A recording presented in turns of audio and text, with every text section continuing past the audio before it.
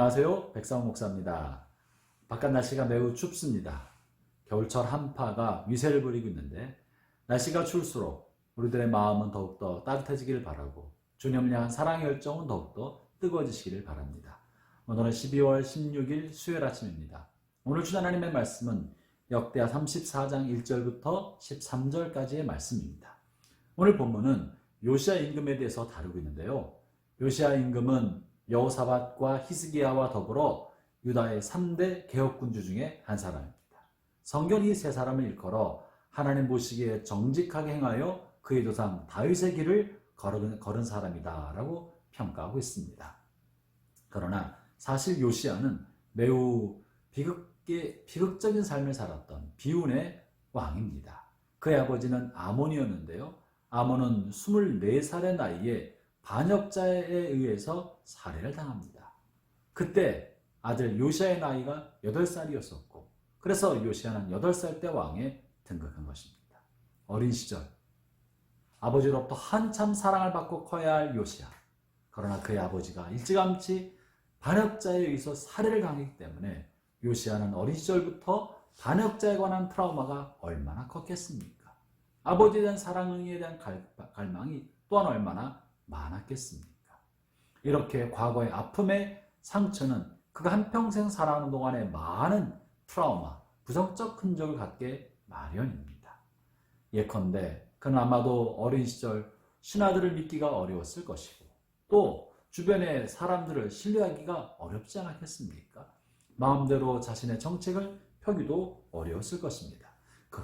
그런데 오늘 본문 보면 이 요시야 임금이 이렇게 트라우마, 과거의 상처, 미움과 분노, 아픔에 휘말리지 아니하고 특별히 요시야를 평가하고 있을 때 그가 좌우에 치우치지 않았다고 기록하고 있어요.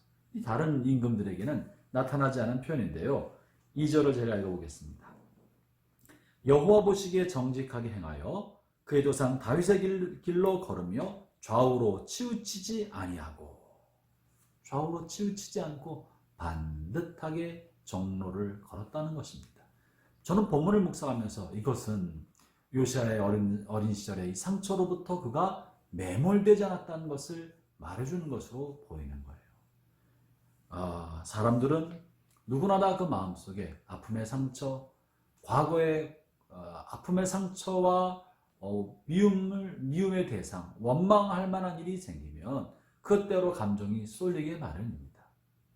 누군가에 대한 분노, 미움, 복수하고 싶은 마음은 우리의 감정을 한쪽으로 쏠리게 만들고 또는 그런 반역에 대한 두려움은 우리의 생각을 편향되게 만들거나 또 편집증적 경향을 갖게 만들어냅니다. 생각이 온전하지 못한 것이죠. 그런데 놀랍게도 요시야는 그렇게 감정에 매몰되지도 않았고 생각이 누군가에 대한 미움과 분노로 치우치지도 않고 반듯하게 균형 잡힌 신앙을 그리고 생활을 했다고 말하고 있는 것입니다. 사랑하는 형제자매 여러분, 저는 요시야처럼 여러분 모든 분들이 지난날 과거의 아픔과 상처, 미움과 분노에 매몰되지 않기를 바랍니다. 혹은 과거의 영광 안에도 빠지지 않기를 바랍니다. 다만 하나님이 오늘 주시는 삶 속에 하나님의 인도하심을 구하면서 모든 것을 주관하시는 하나님의 절대적인 주권을 인정하는 삶을 살기를 바랍니다. 그래야 우리가 영광에 도취하지도 않고 상처에 매몰되지도 않고 오늘을 인도하신 하나님을 신뢰하며 날마다 치우치지 않는 삶, 균형 잡힌 삶을 걸어갈 수 있게 될 것입니다. 이 요시야 임금은 이렇게 좌우에 치우치지 않는 길을 걷다가 그 나이 16이 되었을 때 자기의 하나님을 발견하기 시작합니다. 그리고 그 나이 20이 되었을 때는 대규모의 종교개혁을 단행하는데요. 본문 3절에 이렇게 표현하고 있습니다. 아직도 어렸을 때 곧 왕위에 있은 지 8년에 그의 조상 다윗의 하나님을 비로소 찾고 제 12년에 그러니까 20살쯤 된 거예요. 유다와 예루살렘을 비로소 정결하게 하여 그 산당들과 아세라 목상들과 아로새긴 우상들과 포함한 우상들을 제거하여 버리매. 그가 나이 16에 하나님을 만났습니다. 자기 하나님을 찾기 시작한 것이고요. 그 하나님을 통하여 자신의 인생을 새롭게 다시 설게 한 것입니다. 사랑하는 형제자매 여러분, 여러분의 마음속에 아픔에 상처가 있습니까? 그리스도를 만나기를 바랍니다. 여러분의 미래가 불확실하고 암울합니까? 그리스도를 만나기를 바랍니다. 주님께서는 여러분의 아픔과 상처와 암울한 현실을 변화시켜서 하나님의 영광의 도구로 사용해 주십니다. 상처에 매몰되어 있으면 우리 자신이 치우친 삶을 살지만, 그러나 아픔과 상처와 고난의 흔적은 우리의 생각과 감정의 폭을 넓히는 기회가 되고, 그 비슷한 유의 아픔을 겪은 사람들을 이해할 수 있는 자양분이 됩니다.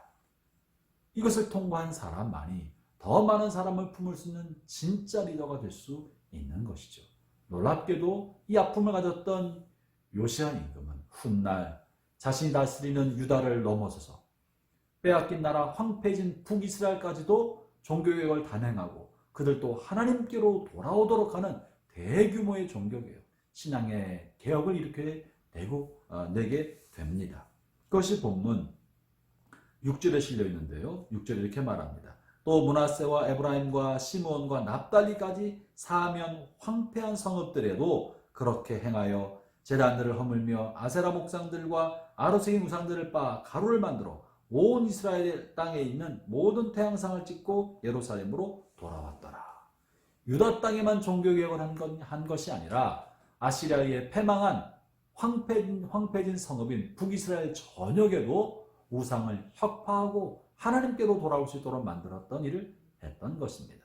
그는 마음이 상한 사람, 황폐해진 사람, 버림받은 사람들의 마음을 헤아리고 그들도 아울러서 하나님께로 돌이키는 신앙의 촉진자 역할을 하고 리더 역할을 감당했던 것이죠. 사랑하는 형제자매 여러분, 여러분의 아픔이 하나님의 영광을 위한 자양분이 되게 하십시오. 여러분의 슬픔과 눈물 많고 슬픔 가운데 빠져있는 사람들을 이해하는 이해의 통로가 되게 하십시오. 여러분이 가진 것이 다른 사람을 섬기는 도구가 되게 하십시오. 하나님께서 여러분과 함께 하십니다. 오늘 하루도 하나님과 동행하는 복된 은총이 함께 하시기를 축원합니다. 기도하겠습니다.